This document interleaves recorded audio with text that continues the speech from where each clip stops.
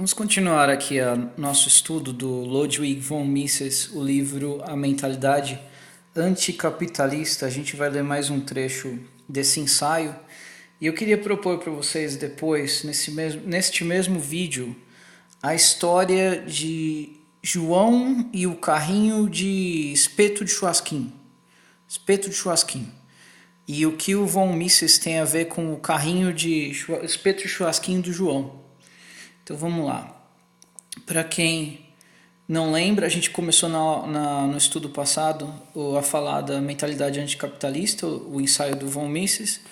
Von Mises é um dos maiores, é o maior expoente da escola chamada austríaca, professor de economia e é considerado um liberalista econômico. E esse canal é um canal conservador de direita, mas nós nos alinhamos com os liberalistas econômicos em muitas coisas. Então, vamos começar a ler o trecho que me interessa aqui, depois nós vamos falar do carrinho de espetinho do João. E o que tem a ver com von Mises, o carrinho do João. Então vamos lá. O que Marx propõe é uma revolução em que o homem, na sua autonomia, livre-se de trabalhar para uma classe, entre aspas, a qual ele não pertence, fazendo com que toda a riqueza deixe de ser explorada por alguns, passando a ser distribuída, entre aspas, a outros, por um poder central. Sua superstição, criada pensando não em humanos, mas em classes, agrupadas à força, crê que toda a riqueza de uma pessoa é tomada de uma outra. Ele não é capaz de perceber, portanto, algo muito óbvio, em sua simplicidade, que o que uma pessoa cria com seu trabalho gera riqueza a ela mesma, sem que uma outra seja prejudicada. Então, o Marx acredita que não há riqueza que não seja usurpada de um terceiro. E se você tem uma riqueza, você tomou de alguém. Essa é a mentalidade marxista. E já o liberalismo, o von Mises, ele acredita que não, que o trabalho da pessoa gera riqueza para ela própria. A riqueza que ele está gerando, ele não está usurpando de ninguém, não está roubando para ninguém. Ela nasce do trabalho. O trabalho é um fator gerador de riqueza, mas ele não é usurpado por ninguém. Ele pode beneficiar o próprio trabalhador. Daí ele diz, Marx só consegue acreditar que a riqueza é nada mais do que um direito de uma classe específica de pessoas. Chega até mesmo a imaginar que após uma revolução, estes que compõem essa classe específica, livres de alienação do trabalho por aqueles que tomam o que é deles por direito, poderiam criar uma escatologia paradisíaca, onde tais riquezas já prontas precisariam apenas ser divididas por seu futuro sistema centralizador. Então perceba que o marxista, embora ele não acredite em Deus, ele tem uma visão profética de um futuro, de um fim da história, onde haverá um paraíso na Terra, mas esse paraíso é o paraíso onde o burguês morreu, o capitalista morreu, o industrial morreu, naquela visão que não faz mais sentido nenhum hoje, mas era a visão da época, e que o trabalhador proletariado estava vivendo como se fosse num jardim do Éden, onde as riquezas já estavam prontas, então eles só estavam usufruindo e o Estado benéfico dividindo bonitinho para todo mundo. Essa é a teoria. Na prática, a gente viu que o Estado atinge o poder com essa utopia, os agentes do Estado ficam milionários, vivendo em vilas paradisíacas, com as melhores mulheres, os melhores vinhos, os melhores alimentos, e a população sofre, morre, passa necessidade, não tem direito a nada e não tem esperança. Então vamos continuar aqui. Marx, por mais que tente escapar da visão do jogo soma zero, ainda recai nessa mesma esparrela, na medida em que permanece na crença de que para se obter alguma coisa é preciso tomá-la de alguém que a detenha. Em outras palavras, a pobreza de João seria sempre culpa da riqueza de Pedro. Esse é o pensamento classista, que obviamente não consegue enxergar nada além de classes. Seu sonho, portanto, é uma sociedade sem classes, ou seja, sem exploração, onde a riqueza seria dividida, não mais pelo trabalho, e sim pelas necessidades de cada um. Perceba que há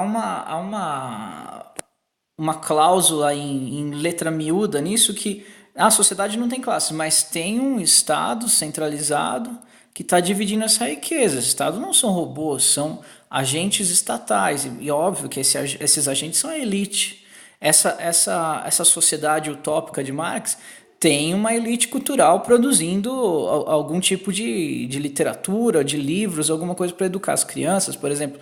Essa elite cultural também não é a mesma classe, é a inteligência, entre aspas. Então perceba que existe uma letra miúda nessa história. Agora a gente vai voltar para o carrinho de cachorro-quente carrinho de espetinho do João. Imagine que o João é um jovem de 18 anos, o qual arruma um emprego temporário de um mês na lanchonete de Pedro. Ali ele aprende a assar carne e fazer molho e vinagrete. Após um mês de serviço, João recebe seu ordenado, R$1.000, é uma sexta-feira e é dispensado. Contente, João caminha para casa e encontra no trajeto uma loja de ferragens comerciais. Ali João vê à venda um carrinho de churrasco em espetinhos, preço R$600. João recebeu 1.000, ele fala, R$600 é algo que eu posso pagar. João compra o produto, passa no açougue, compra alguns quilos de carne barata, passa no mercado, compra ingredientes para fazer molho vinagrete, pacotes de farofa, guardanapos e carvão. No caminho, algumas pessoas riem do rapaz, carregando o desajeitado trambolho. Ao chegar em casa, João entrega ao pai R$100 e diz que é para ajudar nas despesas da casa e conta seu plano: vender espetinhos agora que tinha tempo livre. Seu Jair, o pai de João, se emociona e pede que o filho guarde o dinheiro para usar como capital de giro na nova empreitada.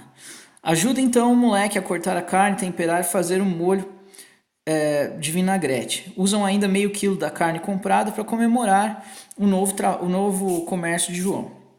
No dia seguinte, o rapaz começa a vender espetinhos, circulando por oficinas mecânicas, lojas e postos de gasolina. Primeiro dia, vende 10 espetos, fatura R$50, 30 líquido, 20 de custo.